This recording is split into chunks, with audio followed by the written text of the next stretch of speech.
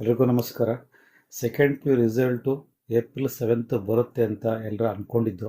But ಅದು ಬರ್ತಾ ಇಲ್ಲ ಬಿಕಾಸ್ ಆಫ್ ಬೈ ಎಲೆಕ್ಷನ್ ಇನ್ ಕರ್ನಾಟಕದಲ್ಲಿ ಬೈ ಎಲೆಕ್ಷನ್ಸ್ ನಡೀತಾ ಇದೆ. ಒಂದು ಬಾಗಲಕೋಟೆ ಮತ್ತು ಇನ್ನೊಂದು ದಾವಣಗೆರೆಯಲ್ಲಿ. ಹಾಗಾಗಿ ಕೋಡ್ ಆಫ್ ಕಂಡಕ್ಟ್ ಜಾರಿ ಇದೆ. KCAB ಚುನಾವಣಾ ಆಯೋಗಕ್ಕೆ ಪತ್ರ ಬರೆದು ರಿಸಲ್ಟನ್ನ ನಾಳೆ ಘೋಷಣೆ ಮಾಡೋದಕ್ಕೆ ಅವಕಾಶ ಕೊಡಿ ಅಂತ ಕೇಳಿತ್ತು. ಇದ್ರ ಬಗ್ಗೆ ಚುನಾವಣಾ ಆಯೋಗ ಯಾವುದೇ ರೀತಿ ಪ್ರತಿಕ್ರಿಯೆ ಕೊಟ್ಟಿಲ್ಲ. ಹಾಗಾಗಿ ಏಪ್ರಿಲ್ 7th ಅಂದರೆ ನಾಳೆ ರಿಸಲ್ಟ್ ಅನೌನ್ಸ್ ಆಗ್ತಾ ಇಲ್ಲ. ಎಕ್ಸಾಕ್ಟ್ ಡೇಟು ಸಹ KCAB ಮೆನ್ಷನ್ ಮಾಡಿಲ್ಲ. ಮುಂದೆ ಮೆನ್ಷನ್ ಮಾಡಿದಾಗ ನಿಮಗೆ ನಾವು ಇಂಟಿಮೇಟ್ ಮಾಡ್ತೀವಿ. ಹಾಗಾಗಿ ರಿಸಲ್ಟು ನಾಳೆ ಅನೌನ್ಸ್ಮೆಂಟ್ ಆಗ್ತಾ ಇಲ್ಲ.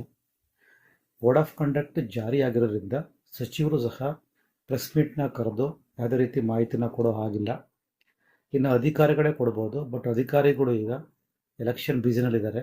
ಹಾಗಾಗಿ ರಿಸಲ್ಟು ಸದ್ಯಕ್ಕೆ ಅವೈಲಬಲ್ ಇಲ್ಲ. ಅಂದರೆ ನಾಳೆ ಅನೌನ್ಸ್ಮೆಂಟ್ ಆಗ್ತಾ ಇಲ್ಲ. ಎಕ್ಸಾಕ್ಟ್ ಒಂದು ಡೇಟು ಸಹ ಇನ್ನೂ KCAB ಕಡೆಯಿಂದ ಬಂದಿಲ್ಲ.